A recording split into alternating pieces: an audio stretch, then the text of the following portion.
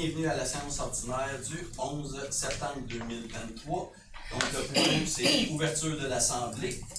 Le point 2, c'est ajout de sujet à l'ordre du jour. Donc, c'est 10.9, autorisation de signature, règlement hors de cours, dossier juridique opposant la ville de Lavaltrie et Jean-Marc Lard. Donc, ça me prend quelqu'un pour proposé par M. Moreau, appuyé par M. Tremblay. À ma droite? Oui. À ma gauche? Oui. Parfait. Point 3, c'est l'adoption de l'ordre du jour. Donc, vous avez toute copie. Quelqu'un qui propose. Proposé par Mme Falker, appuyé par Mme Ranger. À ma gauche? À ma droite? Oui. Le point 4, c'est l'adoption du procès verbal de la séance du 21 août 2023. Donc, ça me prend quelqu'un qui propose avec toute copie. M. Guévremont, appuyé par M. Tremblay. À ma droite? Oui. À ma gauche? Oui. Les points 5, aménagement de territoire urbaniste. 5.1, c'est justement le dépôt du procès verbal du comité consultatif d'urbanisme du 29 août. 5.1.1, c'est demande de dérogation mineure 31, terrasse des Rosiers. Madame Falker. Oui, le Conseil a été saisi d'une demande de dérogation mineure présentée par M. Raphaël et Serge Vaillancourt. La demande est là pour but de permettre l'agrandissement du bâtiment principal situé au 31 terrasse des Rosiers, à 6 mètres de la ligne avant de terrain, alors que la marge de recul avant minimale, elle est de 7,5 mètres, donc c'est dérogatoire. Au niveau du Conseil, après considération des faits, des circonstances qui ont motivé la demande, au Conseil, on est en accord avec la recommandation du comité consultatif d'urbanisme à l'effet d'accepter cette demande-là. Donc, y a-t-il quelqu'un dans la salle qui désire se faire entendre cette dérogation mineure? Oui. Merci beaucoup. Vous ne voulez pas attendre jusqu'à la fin. Attendez, je n'ai pas proposé encore. Donc, je propose que le Conseil municipal accepte la demande de dérogation mineure relative au 31 terrasse des Rosiers telle que présentée. Donc, proposé par Mme Falker, appuyé par Mme Ranger. À ma droite? Oui. À ma gauche? Là, c'est bon. Là, c'est vrai. Là. Là, c'est réglé. 5.1.2, demande de permis PIA 51, chemin Lavaltrie. Madame Falker. Le Conseil a été saisi d'une demande de permis PIA présentée par Mme Kim Landry. Le projet vise à faire approuver les aménagements paysagers du Salon Quille situé au 51 chemin de Lavaltrie, dont le projet de rénovation a récemment été approuvé en PIA, puis tel qu'illustré sur les plans qui ont été déposés. Les plans d'aménagement paysager respectent les objectifs et les critères du règlement de PIA. Puis le projet a reçu une recommandation favorable du comité consultatif d'urbanisme. Donc, en conséquence, je propose que le conseil municipal approuve les plans du projet produit par Boréal Architecture de paysage daté du 20 juillet 2023, relatif au 51 chemin Lavaltrie, avec des conditions, donc que l'ensemble des aménagements soient réalisés conformément au plan présenté, et ce dans les 18 mois suivant la date d'émission du permis de construction. Qu'une attestation soit produite par un architecte paysagiste quant à la réalisation des aménagements illustrés au plan déposé, puis que les aménagements paysagers soient entretenus et maintenus en tout temps après leur réalisation. Donc, proposé par Mme Falker, appuyé par Mme Ranger. À ma gauche? À droite? Oui. 5.1.3, demande de permis PIA 10-21 rue Notre-Dame. Pour les gens qui sont moins habitués, PIA, c'est plan d'intégration et de... Oh, boy! Intégration. Plan d'intégration et... Pas juste plan d'intégration, et de mots calculés. Implantation d'intégration architecturale. Mais on Je pense a, le dire à tous les mois. on a eu le même plan, vous savez, on s'en regardait. Donc, Mme Falker. Vous allez voir là, que les deux, ce point-là et le suivant se ressemblent beaucoup, ces deux édifices qui sont un à côté de l'autre. Donc, le Conseil a été saisi d'une demande de permis PIA présentée par M. Simon Roberge. Le projet a pour but de repeindre entièrement l'enveloppe extérieure du bâtiment principal et du bâtiment accessoire détaché qui est situé au 10-21 rue Notre-Dame, tel qu'illustré au plan qui nous a été déposé. Les plans proposés respectent les objectifs et les critères du règlement de PIA. Et puis, les deux projets, en fait, ont reçu la recommandation favorable du comité consultatif d'urbanisme. Donc, je propose que le conseil municipal approuve les plans relatifs au 10-21 rue Notre-Dame tels que déposés. Donc, proposé par Mme Forcard, appuyé par Mme Ranger, à ma gauche, en droite. Oui. 514, demande de permis PIA, 631 rue Notre-Dame. Essentiellement la même chose, donc je propose que le conseil approuve les plans relatifs au 10-31 rue Notre-Dame tels que déposés. C'est donc proposé par Mme Forcard, appuyé par Mme Ranger, à ma droite. Oui. À ma gauche. 5.2, demande d'autorisation d'un usage conditionnel et de dérogation mineure, projet intégré, rue des Mers. Madame Falker.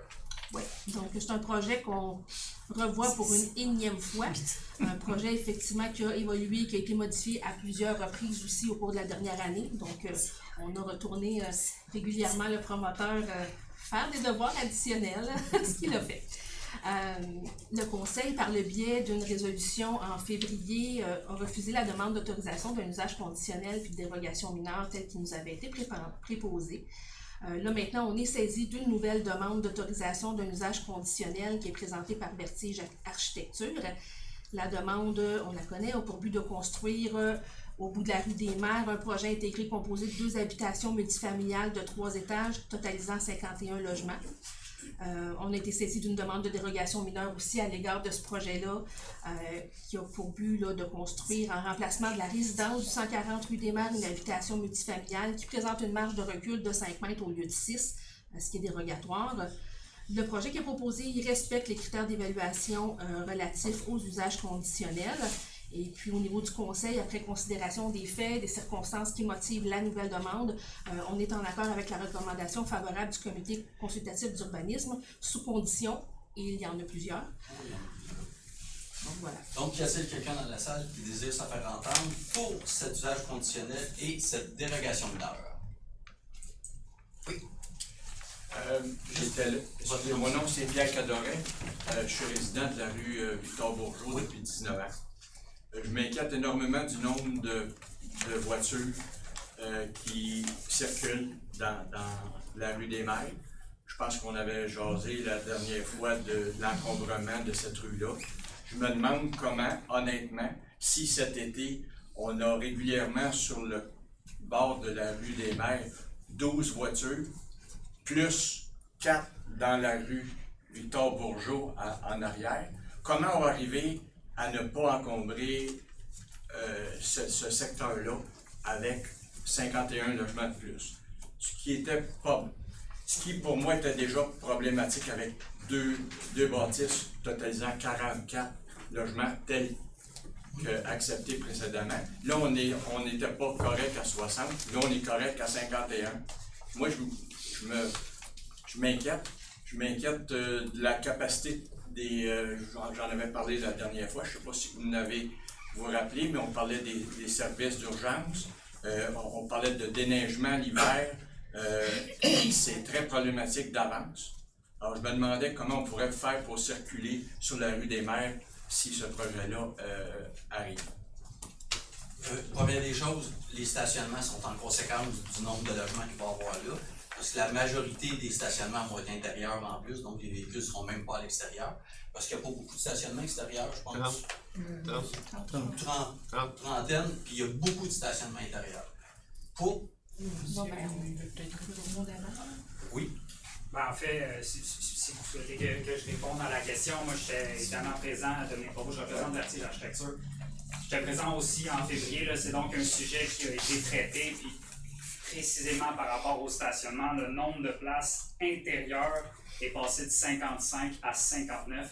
Puis malgré l'augmentation du nombre de logements entre le projet qui était initialement accepté de 44 unités et le projet qui est présenté actuellement, on passe de 1,6 stationnements par logement à 1,75 stationnements par logement. C'est donc plus de stationnements par unité pour le projet lié à justement les questions qui avaient été posées et les éléments qui avaient été soulevés en février dernier. La neige, ça va être ramassé. La neige, il pose pire à mort. Je veux dire, il y a plein d'immeubles à la Valtrie, là. Et quand la neige est poussée et qu'il n'y a plus de place, ben, les gens ramassent la neige. Puis le promoteur, il va falloir qu'il ramasse la neige parce qu'il n'a pas le droit de mettre dans l'eau. L'autre chose, les services de sécurité incendie, il faut être bien clair, premièrement, quand on donne le permis, le service de sécurité incendie vérifie l'entièreté de la sécurité du bâtiment. Et le service d'incendie n'a aucune difficulté à passer sur Victor Bourgeois. Pour le service d'incendie, il n'y a aucun problème. Mais il faut savoir, à toutes les fois qu'une construction, un projet de cette ampleur-là, et dès qu'il y a un immeuble qui se bâtit, ça passe toujours par le service d'incendie, puis le service d'incendie approuve. Un petit peu comme la résidence Eva. Moi, la résidence Eva, c'était une résidence au début que je me disais, c'est gros s'il arrivait quelque chose, puis il m'expliquait que certains bâtiments où c'est bâti en pierre, ben c'est probablement le bâtiment le plus sécuritaire. Mais faites-vous-en pas, le service d'incendie le voit, puis quand il y a une petite problématique, le service d'incendie le ramène à la ville, puis il faut que le promoteur règle le problème. Ils vont tout analyser les plans. Puis pour se rendre là, le service d'incendie nous ont confirmé. J'ai parlé à M. Robert, le directeur, il dit j'ai aucun problème à me rendre. Étant donné que le stationnement est juste sur un côté, parce qu'il y a une partie qui est interdite dans le stationnement. Moi, je m'interroge un petit peu parce que nous autres, on vit là depuis longtemps et c'est régulier qu'on ne peut pas passer, qu'on est obligé d'attendre que soit la postière qui va qui est stationnée sur l'autre côté est là, soit qu'il y a un autre véhicule de livraison, on ne peut pas passer pour aller chez nous. Ça, c'est un. Deux, la neige, tant qu'à moi, oui, elle va être ramassée, mais elle est d'abord descendue. Puis si vous regardez le coin où, vous savez, je ne sais pas où ils vont la pousser, la neige. Mais ça, je pense que c'est important que vous soyez conscientisés à ça. On en a parlé en février. Puis la rue des Maires est en S. C'est peut-être une anomalie, mais on ne peut pas la rectifier. Mais tant qu'à moi, c'est un problème, puis il va en avoir. Puis on pense, nous, les résidents de Victor-Bourgeois, que le stationnement de plus va venir dans nos rues. Parce qu'il y en a l'été, là, dans la rue des Maires. Vous regarderez en passant, ça vous tente. J'ai passé. Puis il y a beaucoup. C'est sûr que je ne demeure pas là, mais j'ai passé plusieurs fois l'été. J'ai passé plusieurs fois, puis c'est en février, je pense, ici. Je suis passé plusieurs fois l'hiver pour voir, parce qu'il y avait un véhicule à un moment donné qui restait tout le temps là, même quand le déneigement passe, un quelqu'un. J'ai passé souvent. Le service d'incendie, ce qui est important, le service d'incendie, il n'y a aucun problème à se rendre. Et la neige, c'est comme dans toutes les rues de la ville de la Velletrie, sont poussées sur les terrains des gens.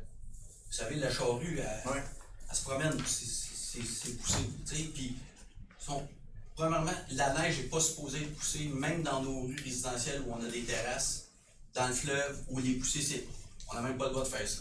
Fait que la neige est poussée par les charrues, c'est terrains des gens. Y a-t-il quelqu'un d'autre? Merci. Madame Falker, parce qu'il y a plusieurs conditions. Oui, j'en ai pour le reste de la veille.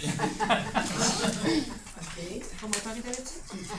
Donc, je propose que le conseil municipal accepte la demande d'autorisation d'un usage conditionnel relatif à la rue des Maires, présenté par Vertige Architecture, daté du 8 septembre, aux conditions suivantes.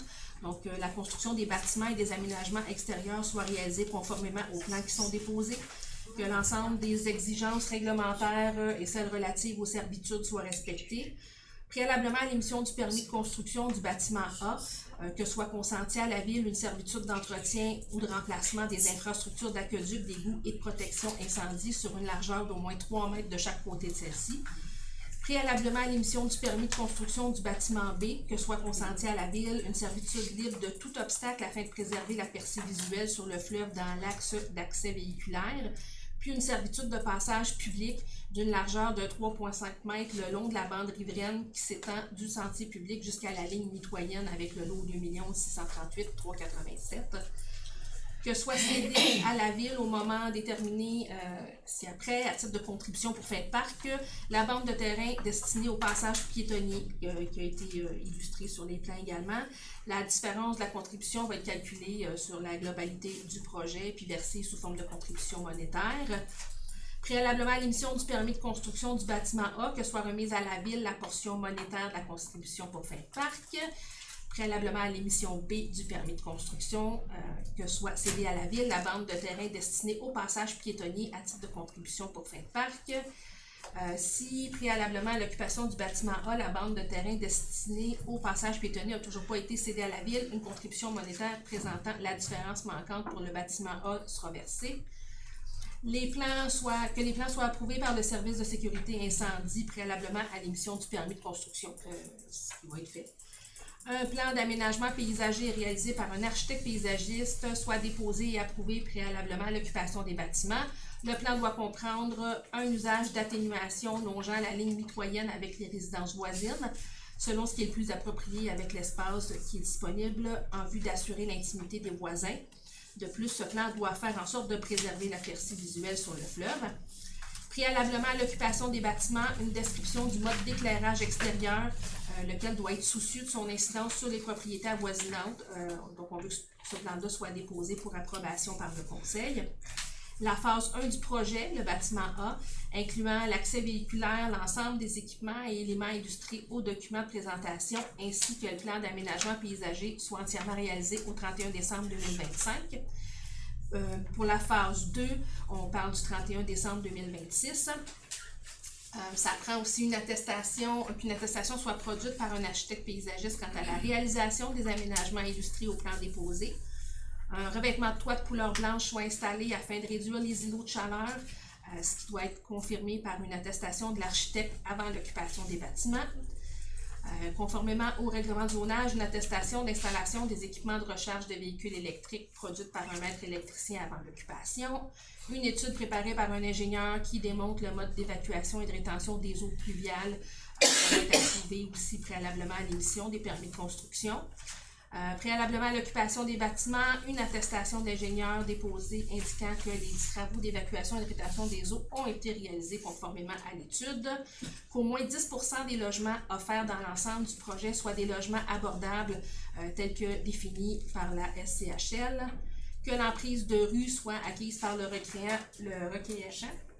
c'est beaucoup de lecture, j'ai soif, préalablement à l'émission du permis pour la phase 1, que le requérant obtienne aussi une lettre de consentement de la part du propriétaire de la propriété du 140 rue des Mers, à l'effet que ce dernier consente à ce qu'il n'y ait plus de rue devant la façade de son habitation le temps des travaux, puis que la lettre soit transmise à la ville avant l'émission du permis de construction de la phase 1, que la propriété sise au 140 rue des Mers soit acquise par le requérant lors de la phase 2, puis que les plantations et les aménagements réalisés soient entretenus et maintenus en tout temps après leur réalisation.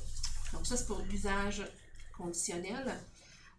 Pour la dérogation mineure, c'est plus court, donc je propose que le Conseil accepte la demande de dérogation mineure telle que présentée.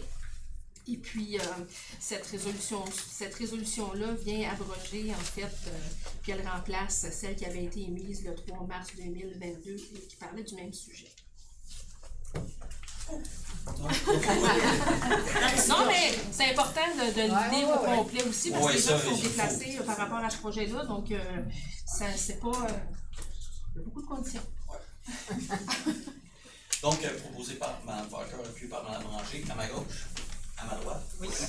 Peut-être juste préciser aussi qu'on avait pris connaissance de l'inquiétude des gens par rapport, pendant les travaux, de s'assurer que ça se passe bien au niveau circulation, on l'avait pris en note également. Oui, effectivement, pour pas qu'il y ait de machines déjà. Donc, 5.2 fait 5.3, dépôt certificat d'absence de demande référendaire pour le règlement qu'on va vous présenter tout de suite après. Donc, il n'y a eu aucune demande de référendum. 5.4, adoption de ce règlement-là. C'est hauteur des bâtiments, but d'atténuation, ça c'est dans le parc d'affaires, revêtement extérieur et recouvrement stationnement. Ben, c'est gentil de l'avoir quasiment fait à ma place. Oui, ben en fait, je propose en fait que le Conseil adopte ce règlement-là qui modifie le règlement du zonage pour modifier la hauteur des bâtiments dans la zone R174, ça c'est la rue René-Lipé. Donc on permet des jumelés d'un étage, donc on vient déterminer la hauteur des bâtiments. Les dispositions relatives aux matériaux de revêtement extérieur, ça c'est en lien avec les dômes. Donc, on veut permettre ce genre de structure-là, puis c'est un revêtement qui n'était pas permis à l'heure actuelle. Donc, entre autres, entre autres au les garage deux endroits, municipal, exact. puis dans le parc d'affaires, là, on ne mettra pas ça n'importe où non plus dans l'île. Le recouvrement d'une aire de stationnement aussi, auparavant, on demandait à ce que ce soit asphalté, les maisons unifamiliales, les entrées. Bon, maintenant, les gens vont pouvoir faire aussi en pierre tant que c'est compacté puis que ça ne fait pas de poussière. Et puis, on a parlé dans les buttes aussi, les mesures de protection contre les pluies dans le parc d'affaires, donc les différentes normes en lien avec les buttes d'atténuation. Je vous les listerai pas au complet, je vous invite à aller visionner les séances précédentes où on en dit plus long. Mais c'est la série des règlements qui doivent être suivis pour faire des buts d'atténuation dans le parc d'affaires. Donc, proposé par Mme Parker, appuyé par Mme Ranger, à ma droite, oui. À ma gauche. Les points 6, c'est loisirs et relations à la communauté. C'est ça, c'est autorisation de participation, événements. La différence en loisirs, les élus municipaux de loisirs et sport Lanaudière. Monsieur Moreau. Que le conseil municipal autorise Madame la conseillère Marie-Pierre Villeneuve à participer à l'événement La différence en loisirs.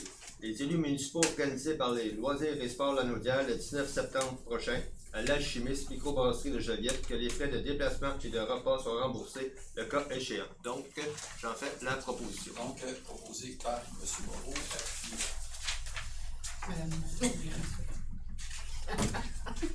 Madame Charlot Mirand. Je me demande toujours, je suis Mme Charlot, Mme Mirand, même. Les deux. Elle a Charlot, elle aime ça.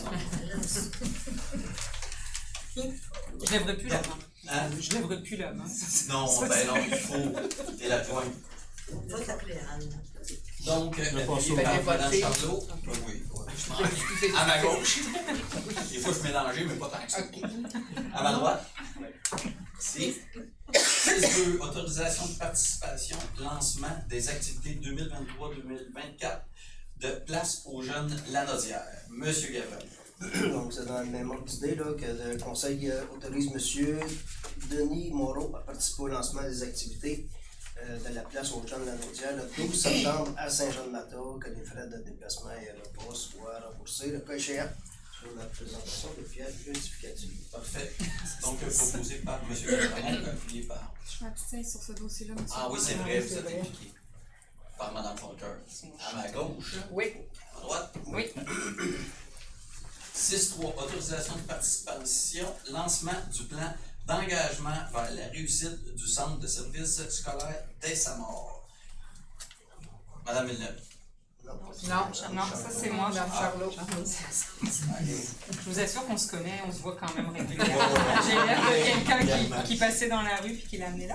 Alors, dans le même ordre que les deux autres précédentes, je propose que le conseil municipal autorise monsieur le conseiller Jocelyn Guévremont à participer au lancement du plan d'engagement vers la réussite du centre de service scolaire des Samars, lundi 18 septembre à Saint-Charles-Borromée, et que ses frais de déplacement, ses repas soient remboursés le cas échéant. Donc, proposé par Mme Charlot, appuyé par M. Moreau. À ma gauche. Oui. À ma droite. Donc, point 7, culture et patrimoine, 7.1, c'est autorisation de participation, Grand Prix des jardins de la culture de Lanaudière. M. Moreau. Que le conseil municipal autorise Madame la conseillère Francine Ranger à participer au Grand Prix des jardins de la culture de Lanaudière le 22 septembre 2023 à Saint-Jacques, que les frais de déplacement sont remboursés sur les présentations de pièces justificatives. J'en fais la proposition. Donc, proposé par M. Moreau, appuyé par Mme Villeneuve. À ma gauche. À droite. Oui. Les vacances sont finies. C'est la rentrée. C'est la rentrée, oui, c'est la Il y a des rentrée. rencontres. C'est rare qu'on en ait. Oui, effectivement. Il faut répartir la tâche un petit peu. Parce que... Donc, les points 8, environnement, bonification et transfert budgétaire, subventions pour différents programmes en environnement. Madame Charlot. Donc, dans le fond, le conseil municipal, au cours des dernières années, a fait différents programmes avec des subventions pour, entre autres, les bornes électriques pour recharger les véhicules. On a la plantation des arbres, on a les installations de points d'eau, les achats de produits d'hygiène féminine réutilisables, les barils récupérateurs, etc., etc. Puis on avait fait comme des enveloppes avec certains montants, là, fractionnés. Puis à un moment donné, on s'est rendu compte qu'il y a des enveloppes qui se vidaient parce que, tant mieux, les gens utilisent les subventions au risque de refuser certains citoyens qui arrivaient un petit peu plus tard dans l'année. Puis on a d'autres enveloppes qui étaient moins demandées. Fait que là, ce qu'on propose, c'est de mettre toutes ces enveloppes ensemble et puis on va les utiliser au fur et à mesure tant qu'on peut desservir au mieux les citoyens. Je propose que le conseil municipal autorise le transfert des budgets nécessaires aux besoins de chacun des programmes de manière à combler les demandes des citoyens pour l'année 2023. Voilà, c'est aussi simple que ça. C'est très clair. Donc, proposé par acheté par M. Tremblay à ma droite, ça? Oui. À ma gauche? Oui. 8.2. Autorisation de participation CARA, plan de protection des sources d'eau potable. M. Tremblay. On retourne dans les autorisations de participation. Cette fois-ci, c'est pour autoriser Mme Charlot Méran ou Charlot Méran, c'est la même personne, à participer à l'élaboration de plans de protection des sources d'eau potable organisés par la Corporation d'aménagement de la rivière L'Assomption, la CARA, le 13 septembre 2023, au Club de golf Montcalm à Saint-Nigory. Encore une fois, les frais de déplacement et les repas soient remboursés. Donc, proposé par M. Tremblay, appuyé par M. Moreau. À ma gauche. Oui. À ma droite. Les points 9, développement économique. 9, autorisation, lancement d'appel de projet aux fins de solliciter le marché maison des comptes et légendes. M. Gavron. Oui, toujours dans le cadre de la planification stratégique qu'on avait élaborée là, au niveau de la vitalité économique et du développement du centre-ville. On souhaite lancer un appel de projet pour solliciter le marché, d'avoir des idées comment la maison des comptes et légendes pourrait être vivante, mis à part la culture. Donc, je propose que le conseil municipal autorise Mme Mélanie Messier, responsable du développement économique et des mandats spéciaux, à lancer l'appel de projet pour solliciter le marché afin de favoriser la mise en valeur de la maison compte et légendes. Donc, proposé par M. Gavremont, appuyé par Mme Villeneuve. À ma gauche. Oui. À ma droite. Oui. Les points 10, c'est administration, ressources humaines et financières. 10.1, c'est embauche et démission par délégation des pouvoirs du directeur général. C'est tout simplement un dépôt. C'est le directeur, quand c'est saisonnier, peut engager ou, je ne dirais pas convivier, parce que c'est des contrats. Vous avez des surveillants de parc.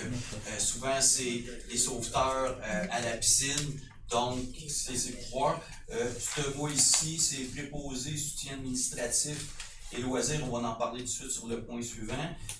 Puis un surveillant de parc. Puis on a engagé un manœuvre en aménagement de paysager parce qu'il y a une personne qui est partie pour le reste de l'été pour donner un petit coup de main. Puis un sauveteur. Évidemment, vous comprendrez que le sauveteur, la piscine vient de fermer. Ça finissait à 10. Donc, c'est juste un dépôt. 10-2. Départ à la retraite de Mme Joanne Landreville, service des loisirs, de la culture et des relations à la communauté. M. Moreau. Je pense qu'il est important de souligner le départ de Mme Joanne Landreville après 45 ans de service, de loyaux services à la ville de Lavaltrie. Elle a commencé à la paroisse, en fusion, elle est venue avec la ville. Donc aujourd'hui, elle a terminé le 7 septembre dernier comme proposé soutien administratif, logistique, en loisirs et services de loisirs. Donc c'est une personne, dans le fond, qui était dévouée pour la ville de Lavaltrie et la population. Donc, c'est important de prendre le temps de le souligner. Que le conseil municipal manifeste par le biais de la présente résolution sa gratitude à l'égard du travail accompli au cours de ces nombreuses années et en remercie chaleureusement Mme Landreville. Donc,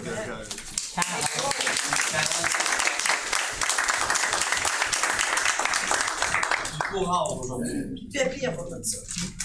Donc, proposé par M. Moreau, appuyé par M. Gavremont. À ma droite. Oui. À ma gauche. Vous appuyez Appuyé par tout le monde. Donc, 10-3, embauche et nomination, chef aux opérations. Madame Ranger. Donc, suite à l'analyse de la structure du service de travaux publics et les besoins pour la gestion des opérations, suite à la suite d'un processus d'embauche, le directeur du service de travaux publics, M.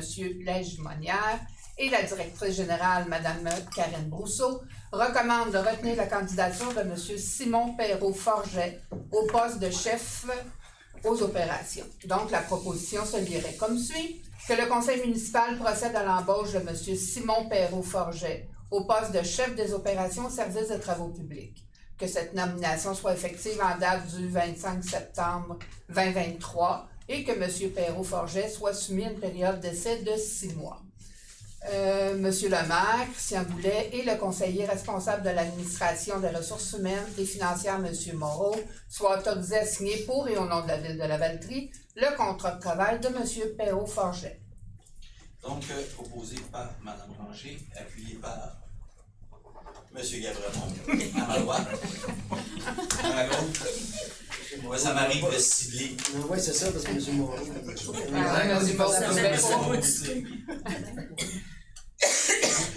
10-4, embauche et nomination agent de communication et médias numériques, volet corporatif. Madame Ranger. Donc, un poste régulier à temps complet d'agent de communication et médias numériques, volet corporatif, au service des communications est vacant.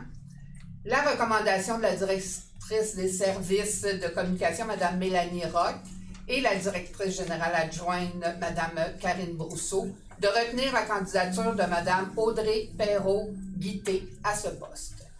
La proposition se lirait comme suit. Que le conseil municipal procède à la nomination de Mme Audrey Perrault-Guité au poste d'agente de communication et médias numériques, volet corporatif au service des communications. Que cette nomination soit effective en date du 18 septembre et que la rémunération soit celle prévue à la convention collective à l'échelon 7. Que Mme Audrey Perrault-Guité soit soumise à une période d'essai de 910 heures travaillées. Que les autres conditions de travail soient celles prévues à la convention collective en vigueur. Voilà. Donc, proposé par Mme Ranger, appuyé par M. Moreau, à ma gauche, à ma droite. Oui. 10-5, abrogation de la résolution 2023-07-23, demande à la Commission de protection du territoire agricole du Québec et autorisation bouclage du réseau d'aqueduc. Madame Charlot. Oui, donc là, je vais vous faire un résumé parce que c'est comme 3 pages. C'est gentil. Avec plaisir. Dans le fond, l'objectif de la Ville, c'est d'essayer de boucler notre réseau d'aqueduc pour avoir une certaine redondance, pour permettre d'avoir équilibré la pression, puis que si on a des travaux à faire, ben, ça nous permet aussi de ne pas couper sur trop de réseaux. Donc, c'est comme vraiment un non-choix là, de le faire, et c'est vraiment important pour la population. Puis, le faire où, on s'est posé la question, puis le seul endroit qu'on a vu, c'est de relier l'aqueduc qui vient d'être fait là, sur la rue Arcan au rang Saint-Jean Sud-Ouest, exact, en passant par les champs. Donc, ceux qui sont familiers avec ce quartier-là, on a comme la rue L'Espérance, la rue Arcan, la rue Tombol, mais en arrière de ça, il y a des champs, et après, on tombe donc sur la rue Saint-Jean. Donc, on va passer l'aqueduc dans ces champs-là. Évidemment, là, c'est une zone qui est agricole, et puis on a ciblé un fossé qui passe dans le champ, donc ça ne viendra pas nuire non plus aux activités agricoles. Puis si en plein hiver, il y aurait besoin d'une maintenance, mais on ne vient pas détruire non plus le terrain agricole du propriétaire. Puis on va tout remettre en état également, donc personne ne devrait être pénalisé là-dedans. Donc, en gros, c'est ça là, que ça résume les 3-4 pages. Par contre, je vais vous lire en fait ce que l'on propose.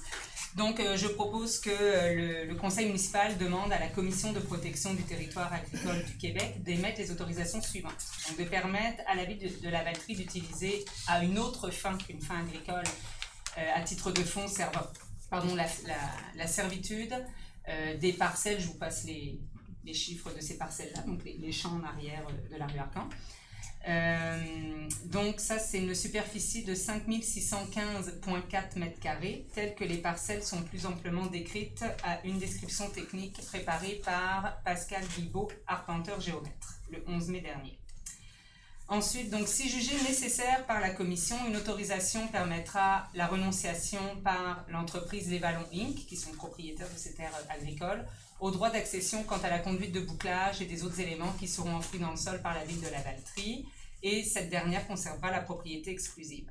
Un droit permettant aux préposés, employés, contractants de la ville de circuler pour les fins de construction et d'entretien, comme je vous disais auparavant, et remplacement de la conduite, sur une bande de terrain qui a une largeur de 6,2 mètres, soit 3 mètres de part et d'autre de la conduite, et elle sera enfouie elle-même, elle a une largeur de 0,2 mètres. Et là, je vous laisse retourner à vos calculs, mètres, pieds de la petite équipe. Peux-tu le dire en plus? Donc, je propose que ce mandat soit donné à Maître Adela Arretier de préparer les documents relatifs à l'obtention auprès de la CPTAQ, donc la fameuse commission, des autorisations nécessaires à la construction et à l'implantation d'une conduite de bouclage de l'aqueduc sur ces lots. Que le directeur général, M. Marc-Olivier Brault, soit autorisé à signer pour et au nom de la ville de la Valtrie tous les documents relatifs à la demande d'autorisation auprès de la CPTAQ et que le maire, M. Christian Boulet, la greffière, Mme Marie-Josée Charon, soient autorisés à signer pour et au nom de la ville de la Valtrie l'acte de servitude relatif à l'implantation d'une conduite de bouclage d'aqueduc sur une partie de ces lots. Que la présente résolution abroge et remplace à toute fin que le droit de la résolution numéro 2023-07-23 traitant du même sujet. Voilà, j'ai fait plus court que Mme Falker, mais les 3 pages bien résumées. c'est à peu près ça. Donc, proposé par Mme Charlot puis par M. Tremblay à ma droite. Oui. À ma gauche. Oui. 10.6, adoption du règlement, perception et entretien des barrages. Monsieur Tremblay. Ouais, c'est mon dossier des barrages. J'avais fait l'avis de motion la dernière fois, donc je vais juste réexpliquer rapidement. Les agriculteurs de notre territoire s'entendent entre eux pour effectuer des travaux d'entretien de barrages. C'est géré par la MRC, mais comme la MRC ne peut pas taxer directement les gens, ben c'est nous qui, en fait, gérons. Mais c'est tout simplement un in et un out, là, c'est une entrée et une sortie au niveau de la ville. C'est vraiment géré par la MRC. Fait que c'est des agriculteurs qui se regroupent pour faire baisser les prix d'entretien de barrage sur notre territoire. J'en fais la proposition. Donc, proposé par M. Tremblay, appuyé par Mme Charlot à ma droite. Oui. À ma gauche. Oui. 10.7, avis de motion et dépôt du projet de règlement, arrêt des travaux et constat d'infraction. M. Moreau. Donc, je, Denis Moreau, conseiller de cette municipalité, donne avis de motion qu'à une prochaine séance sera soumis pour adoption un règlement relatif à l'autorisation d'ordonner un arrêt des travaux et de délivrer des constats d'infraction. Je vais l'expliquer un peu, M. le maire, si vous permettez. Dans le fond, c'est un règlement qui date de 2003, puis il y avait seulement 2-3 types d'emplois qui pouvaient émettre des avis de non-respect de la réglementation. Donc, aujourd'hui, en octobre 2023, il y aura 11-12 nouveaux emplois. Donc, il va y avoir les travaux publics, les services d'urbanisme, il va y avoir la conseillère en environnement, les travaux publics, la Sûreté du Québec, la MRC d'Autrey, qui vont pouvoir émettre des avis de non-respect de la réglementation. Donc, c'est juste un avis. C'est un peu ça le nouveau règlement qu'en octobre, dans le fond, ils vont avoir le droit, ces personnes-là, d'émettre des avis de non-respect de la réglementation. Donc, avis de motion donné par M. Moreau. 8.10, dépôt du rapport annuel sur la gestion contractuelle. C'est seulement un dépôt. Ça, pour vous dire, il y a un comité des finances. Par la suite, c'est présenté à l'ensemble des élus. Ça, c'est tous les contrats que la Ville de la Valtrie donne. Les 2000 et moins, les 5000, toute notre réglementation, comment est-ce que c'est fait, puis comment ces contrats sont attribués. Donc, tous les élus, il y a le comité des finances qui voit poste par poste, tous les contrats qui ont été donnés, ceux qui ont été donnés de gré à gré, ceux qui ont été sur invitation, ceux qui ont été faits aussi par appel d'offres publiques. Donc, on les voit tous un par un, et après, c'est représenté à l'ensemble du conseil de ville pour analyse. Évidemment, dans ça, ce qui est intéressant aussi, on voit beaucoup l'achat local. Tout ce qui est acheté, on a des stats qui nous montrent vraiment, il y a une progression dans tout ce que la ville, parce qu'on a, évidemment, dans notre politique, la politique d'achat local, au maximum, dès que c'est possible, les directeurs de services, il faut acheter à la Valtrie. Donc, l'ensemble du conseil de ville a vu le dépôt, a vu le document qu'on a discuté. Donc, c'est un dépôt. Il y a un taux de ronde sur les entreprises. Exact. Donc, 9.10, autorisation de signature, règlement hors cours, dossier juridique opposant la ville de la Valtrie à Jean-Marc Laure. Donc, c'est tout simplement un règlement hors cours. Évidemment, vous comprendrez quand un règlement hors cours, c'est pas la problématique, donc c'est réglé. Donc, c'est pour signer, c'est réglé, puis ça a été fait hors cours. Parce qu'il n'y a pas la cause, hein. On n'en parle pas parce qu'il y a un règlement en cours, vous comprendrez que souvent c'est confidentiel. Hein? Ben, c'est pour autoriser M. Brault à signer, au nom de la ville de Lavaltrie, le règlement hors cours qui a été accepté par l'autre partie. Donc, ça me prend quelqu'un qui propose. Proposé par M. Moreau, appuyé par Mme Charlot, à ma droite. À ma gauche. Oui. 10.10, vente pour non-paiement de taxes, dépôt et ordonnance de vente. Madame Ranger. Ça, c'est pas un dossier qui est fun, là. Donc, attendu que le conseil municipal a pris connaissance d'une liste déposée par la trésorière indiquant les immeubles sur lesquels les taxes imposées n'ont pas été payées en tout ou en partie. Donc, cette année, il y a 14 immeubles ou terrains qui représentent une somme de 86 240 et 42. Attendu que conformément aux dispositions de la loi sur les cités-villes, le Conseil, après avoir pris connaissance de l'état du produit de la trésorière, peut ordonner à la greffière ou en son absence à l'assistant greffier de vendre ces immeubles à l'enchère publique au bureau du Conseil ou à tout autre endroit désigné. Donc, la proposition se lirait comme suit. Que le Conseil municipal accepte le dépôt de la liste des immeubles dont les taxes municipales sont impayées. Que le Conseil municipal ordonne à la greffière ou en son absence à l'assistant greffier de vendre à l'enchère publique le 23 novembre 2023 à 14h à la salle du Conseil, donc ici même, à Lavaltrie, les immeubles décrits dans la liste des immeubles sur lesquels les taxes n'ont pas été payées en tout ou en partie. Que conformément à la loi sur les cités-villes, les frais encourus pour la publication des avis publics dans les journaux soient répartis entre les propriétaires des immeubles mis en vente au prorata du montant des taxes municipales dues pour chaque immeuble par rapport au montant total des taxes dues, donc ça sera publié dans les journaux. Que conformément aux dispositions de l'article sur la loi des cités-villes, le maire ou la trésorière soit autorisé à enchérir et acquérir au nom de la ville des immeubles mis en vente. Et que conformément aux dispositions encore d'un article de la loi des cités-villes, la greffière ou en son absence l'assistant greffier soit autorisé à consentir pour la ville un acte de vente devant notaire à l'adjudicaire, tous les frais étant à la charge de ce dernier. Donc, proposé par Mme Ranger, appuyé par M. Moreau, à ma droite. Oui. À ma gauche. Oui.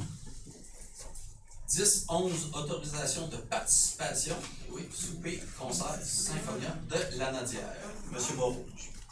Que le conseil municipal autorise M. le maire Christian Goulet et Mme la conseillère Francine Ranger à participer au souper concert de la Symphonia de la Naudière dans le cadre de sa campagne de financement annuelle le 20 octobre 2023 au club de golf Montcalm à Saint-Nigory au coût de 350 $, taxes incluses. Que les frais de la participation à cet événement bénéfice soient assumés par la ville de Lavaltrie et que les frais de déplacement soient remboursés le cas échéant. Donc, j'en fais la proposition. Donc, proposé par M. Moreau, appuyé par Mme Parker, à ma gauche. Oui. À ma droite. Oui. 10.12, participation au défi des entreprises défi à pied levé. Madame Villeneuve. 12e année du défi à pied levé cette année à Lavaltrie. Pour ceux qui ne le savent pas, le défi à pied levé sert en fait à ramasser des sous, des dollars le plus nombreux possible pour acheter des souliers de course aux enfants qui sont démunis dans nos écoles. Et on invite dans le fond les entreprises à s'inscrire en groupe de 10 pour un montant de 500 $. Et il y a un concours qui est organisé là, expressément pour eux pendant la journée du défi. C'est ça. Donc la résolution je propose que le conseil municipal s'inscrive à cette activité de défi aux entreprises et que 2 équipes de participants sont formées. Donc, on va autoriser la ville à donner un montant de 1 000 $ pour avoir 2 équipes qui vont courir. On va prendre les sommes dans le poste budgétaire subventions et dons des élus. Voilà, j'en fais la proposition. Donc, proposé par Mme Villeneuve, appuyé par Mme Charlot, à ma droite, à ma gauche. Oui. C'est une bonne nouvelle qu'il y ait 20 personnes qui courent à la ville de Lavaltrie. Oui, ben on a réussi à faire 2 équipes avec des employés de la ville de Lavaltrie. Oh! En profiter pour faire la promotion de l'événement, c'est aussi affilié avec la Grande Marche Faire la Voix, qui est un 5 km l'activité, que ce soit course ou marche, elle est gratuite. Ça va de 500 mètres, 1 km, 2 km, etc. jusqu'à 10 en course, et 5 km se fait à la course ou à la marche. Et je vous invite simplement à participer. Le but, c'est de bouger, de rester en santé. Donc une activité gratuite pour bouger, puis marche ou course selon votre volonté. Voilà. On a plusieurs élus à prendre à aller marcher aussi. Monsieur Moreau? Juste en ce moment, il y a 11 équipes d'inscrits pour les défis des entreprises, puis il y en a déjà 350 personnes inscrites à la marche. Donc j'ai su aujourd'hui, donc dans le fond, je vais juste compléter l'information. Puis, je dirais même que l'année passée, combien ça m'ont donné? Je me souviens pas, mais il y avait beaucoup. On pourrait regarder. On en a eu, mais en fait, il est même resté de l'argent qui est retourné là. On a donné 46 paires d'espadrilles l'an passé. Mais la demande, c'est ça, des fois, il y avait 60 d'inscrits, mais il y en a 46 qui sont présentés. Donc cette année, on va essayer de travailler avec aussi la ville, mais aussi avec les organismes pour avoir plus d'enfants, parce que cette année, on va avoir on avait déjà 4000 dans mon l'an passé, plus cette année avec 11 entreprises à 500, fait déjà un autre, mettons 5500.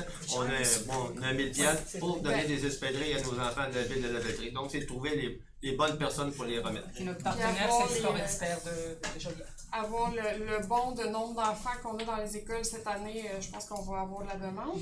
Puis peut-être pour la petite histoire, quand ça a commencé il y a 12 ans, c'était organisé par la clinique, avec la clinique médicale de la Valtrie. Les médecins venaient marcher aussi là, avec les infirmières, tout ça.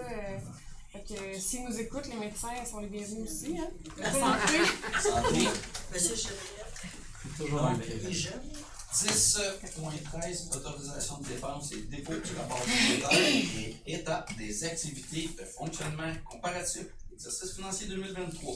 Ça, c'est tout simplement un dépôt que tous les élus ont reçu. Le 10.14, c'est autorisation de paiement compte API. Monsieur Moreau.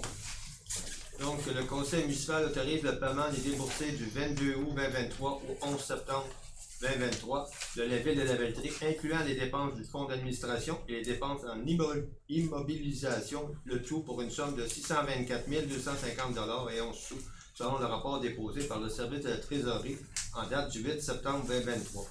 Donc, j'en fais la proposition. Donc, proposé par M. Moreau, appuyé par Mme Ranger, à ma gauche, à ma droite.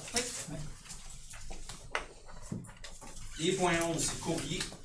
Le premier, 11.1, c'est subvention au ministère de la Culture. On reçoit ça, c'est à tous les ans.